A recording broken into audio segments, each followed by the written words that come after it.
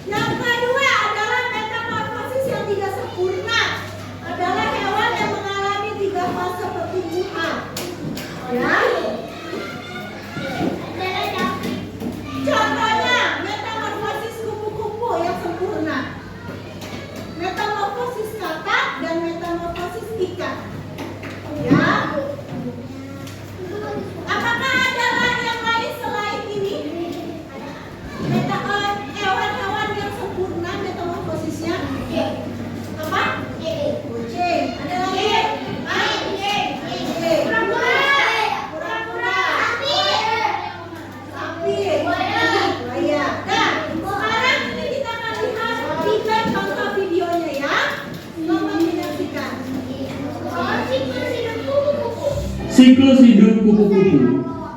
Proses metamorfosis pada kupu-kupu terdiri dari telur, ulat, kepompong, dan kupu-kupu dewasa. Tahap paling awal dalam proses metamorfosis ini adalah kupu-kupu meletakkan telurnya pada permukaan daun. Kupu-kupu akan meletakkan telurnya di ujung daun atau di bawah daun. Telur kupu-kupu membutuhkan waktu sekitar 3-5 hari untuk menetas. Setelah telur menetas, seekor ulat akan keluar dari cangkang dan mulai mencari makan berupa dedaunan di sekitarnya. Ulat akan mengalami proses bergantian kulit sebanyak 5-6 kali. Setelah ulat merasa cukup untuk makan, ia akan mencari tempat untuk menjadi sebuah kepompong. Kepompong biasa dibungkus dengan sesuatu yang berwarna coklat dan keras. Kepompong akan berpuasa selama 7-20 hari dengan tidak makan dan tidak minum.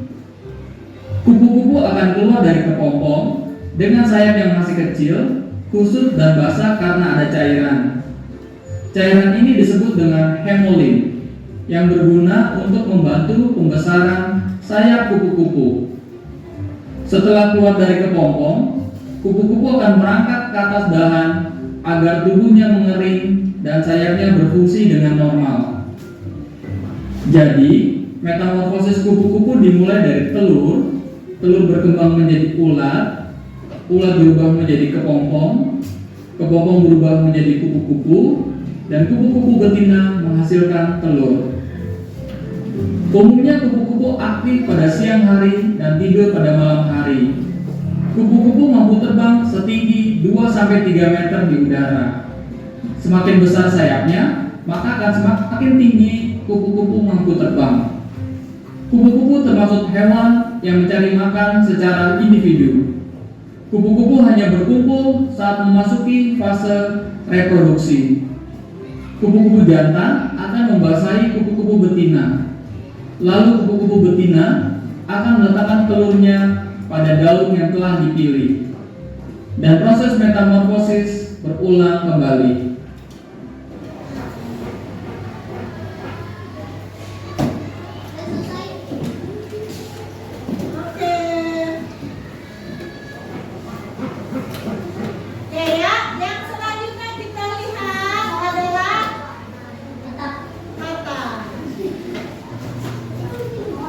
Siklus hidup katak.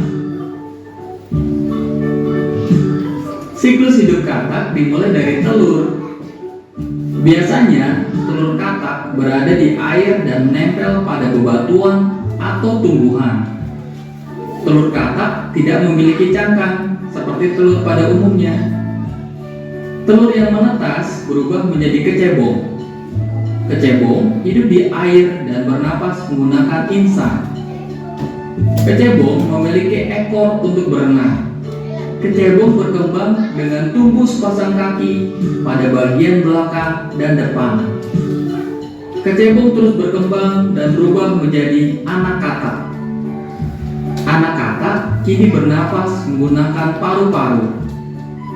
Anak katak sudah seperti katak dewasa, namun masih memiliki ekor. Anak katak terus tumbuh menjadi katak dewasa. Seiring pertumbuhan, ekornya mengecil dan menghilang. Dan katak ini telah melalui proses metamorfosis yang sempurna. Katak dewasa dapat menghasilkan ratusan sampai ribuan telur. Jadi, siklus hidup katak adalah telur berkembang menjadi kecebong, kecebong berkembang dengan tumbuhnya kaki, kemudian kecebong tumbuh menjadi anak katak dengan ekor, kemudian anak katak tumbuh menjadi katak dewasa, dan katak dewasa dapat menghasilkan telur. Katak termasuk hewan amfibi. Hewan amfibi dapat hidup di dua alam, yaitu di darat dan di air. Katak memiliki kulit yang lembut dan lembab. Kulit katak dilindungi oleh lendir yang licin. Katak cenderung tinggal di daerah yang lembab atau dekat dengan air untuk menjaga tubuhnya dari kekeringan.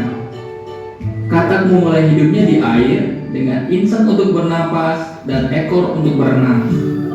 Sejalan pertumbuhannya, maka akan terbentuk paru-paru dan kaki untuk hidup di darat. Katak termasuk hewan vertebrata atau hewan bertulang belakang, yang artinya katak memiliki tulang punggung.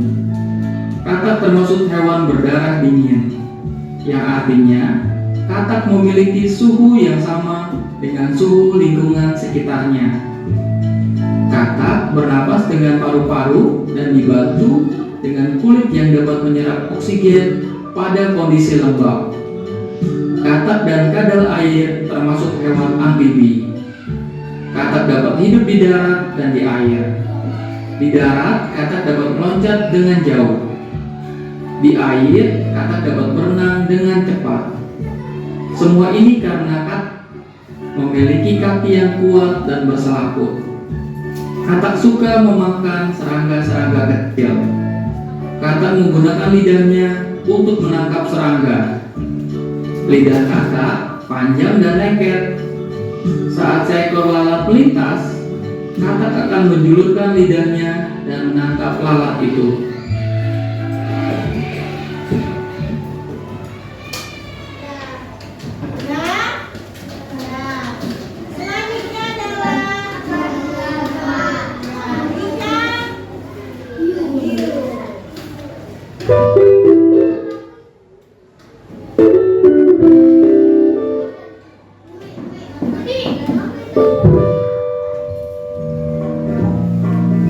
Hai sahabat Auriga, tahukah kamu bahwa hiu tersebut sepanjang hidupnya? Ya, hiu dapat tumbuh sangat besar dan semakin besar. Beberapa spesies hiu bahkan dapat hidup hingga ratusan tahun. Nah, di video kali ini kita akan membahas tentang siklus hidup hiu. Kita akan belajar tentang siklus hidup hiu dari telur hingga dewasa. Yang pertama yaitu hiu betina bertelur. Telurnya tidak ditaruh salah satu tempat, tapi tetap berada di dalam tubuhnya. Hiu akan terus berkembang biak di dalam telur selama beberapa minggu hingga ia akan menetap di dalam tubuh induknya. Tahap kedua, anak hiu atau biasa disebut pup akan keluar dari perut induknya. Saat keluar, pup atau bayi hiu akan sangat cepat bertumbuh. Tahap selanjutnya yaitu anak hiu. Anak hiu sudah mulai mencari makanan sendiri loh. Dan anak hiu sangat suka mengeksplorasi laut dalam. Tahap yang terakhir yaitu hiu dewasa. Pada tahap ini, hiu sudah siap untuk berkembang biak dan melahirkan bayi-bayi hiu lainnya. Sekarang kita tebak-tebakan yuk. Yang mana hiu dewasa? Yang mana anak hiu? Wah, benar. Yang mana induk hiu betina bertelur? Benar sekali. Sekarang Auriga mau tanya lagi. Apa ini? Kalau yang ini? Lalu yang ini apa? Oke sahabat Auriga, kali ini kita sudah mengenal siklus hidup hiu. Kita urutkan yuk. Induk hiu bertelur, kemudian bayi hiu atau pup, lalu anak hiu. Oke, terima kasih sudah menonton sahabat Auriga. Kapanpun sahabat Auriga mau mempelajarinya lagi, silahkan kembali ke channel, like, share, dan subscribe. Sampai jumpa di video selanjutnya. Bye bye. Oke, bye-bye. Nah, selanjutnya kita akan melihat kembali anak-anak. Nah, contoh dari kacamata sudah sempurna adalah bercoa. Selamat menyaksikan.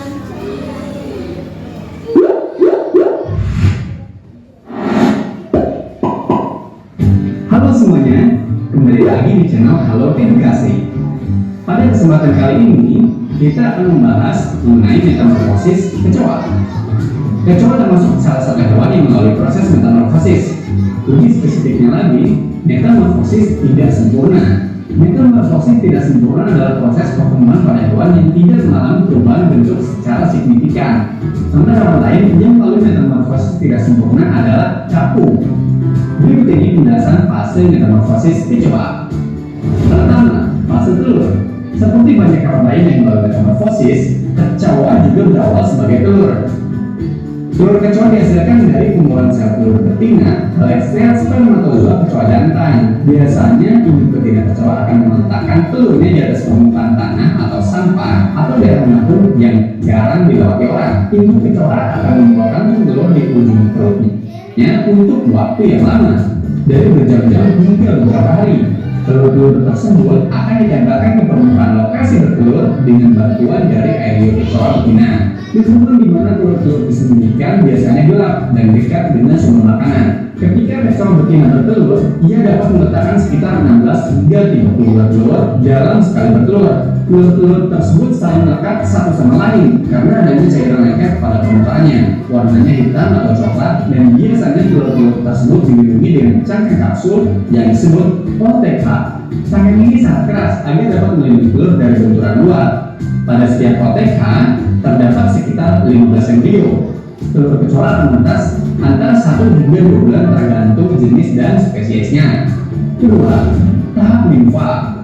Setelah telur kecoa menetas, limfa atau bayi kecoa akan kemudian keluar. Ukuran limfa sangat kecil, hampir seukuran kutu beras. Limfa berwarna putih dan sudah dapat bergerak bebas mencari makanan sendiri sampai ia tumbuh dan berubah warna menjadi coklat. Ketika kecoa masih dalam fase limfa, ia belum mempunyai sayap. Fase limfa akan berlangsung selama 60 hari dengan 4 hingga 7 kali instar atau ganti kulit. Setiap limfa berganti kulit, kulitnya yang baru akan semakin keras. Ketiga, tahap imago atau kecoa dewasa. Pada periode instar terakhir, limfa kecoa sudah mulai memiliki 2 pasang sayap. Pada saat ini, stadium imago dimulai. Imago atau juga kecoa dewasa memiliki sayap yang kuat hingga ia bisa terbang. Kecoa muda berukuran lebih kecil, namun ia akan tumbuh menjadi lebih besar sehingga ia mampu melakukan proses reproduksi bersama pasangannya agar proses metamorfosis dapat diulang lagi. Nah, itulah proses metamorfosis kecoa. Semoga penjelasan ini bermanfaat dan menambah pengetahuan ya. Jangan lupa untuk like, komen, subscribe, dan nyalakan lonceng notifikasi agar tidak ketinggalan video-video dari Halo Edukasi. Terima kasih, sampai jumpa.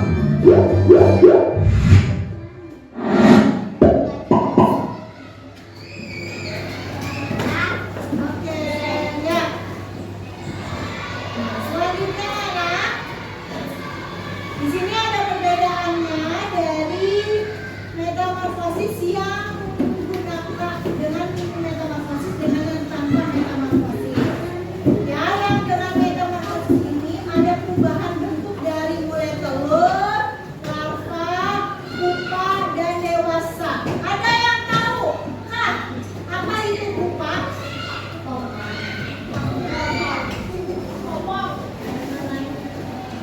Ya, betul, pintar ya. Pupa adalah kelompok tangan. Ya, bentuk tubuh hewan ketika lahir atau menetas berbeda dengan tubuhnya ketika dewasa.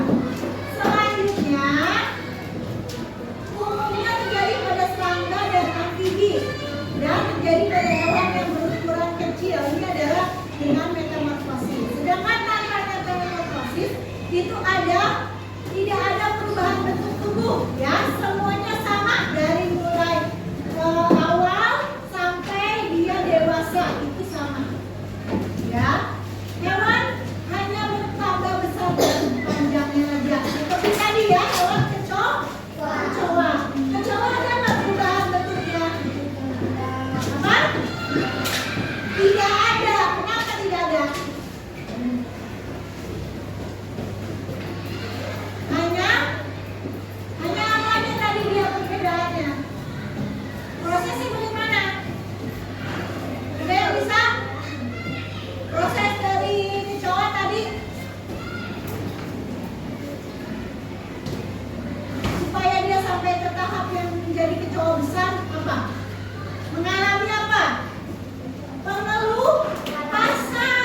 Pengelupasan kulit, ya. Hewan yang mengelupas kulitnya adalah selain kecoa adalah apa nih? Ular. Ya, ular juga melakukan pengelupasan kulit. Siapa yang pernah